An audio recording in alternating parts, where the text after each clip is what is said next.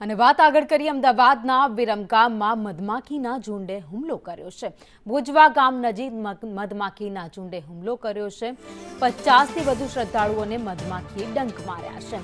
પૌરાણિક સિંગડાથર હનુમાનજી મંદિરે આ ઘટના બની હતી, જેના કારણે દોડધામ મચી હતી। મધપુડામાંથી માખીઓ ઉડતા અફરાતફરી મચી ગઈ।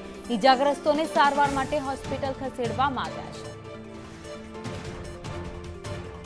વધુ અપડેટ સાથે સંવાદદાતા પિયુષ અમારી સાથે જોડાઈ ગયા છે। પિયુષ, માખીઓ ઉડતા કેટલાક લોકોને ડંખ માર્યો છે। જી ભાઈને જણાવી દઉં કે આજે હનુમાન જયંતિ છે, જેને લઈને વિરમગામ પાસે આવેલા ભુજવા ગામની સીમમાં એક પૌરાણિક સિંગડાથર હનુમાનજીનું મંદિર આવેલું છે, જ્યાં આજે હનુમાન જયંતિને લઈને હવન અને પ્રસાદનું આયોજન કરવામાં આવ્યું હતું। જ્યાં એકાએક મધપુડો જે મોટો હતો, જેમાં મધમાખીઓ ઉડતા અફરાતફરીનો માહોલ સર્જાયો હતો। જ્યાં ભક્તો અને શ્રદ્ધાળુઓને લગભગ આશરે 50થી વધુ લોકોને મધમાખીનો હુમલો કરવાથી ડંખ મારવાની ઘટના સામે આવી છે અને તમામને સરકારી તેમજ ખાનગી હોસ્પિટલમાં સારવાર માટે ખસેડવામાં આવ્યા છે।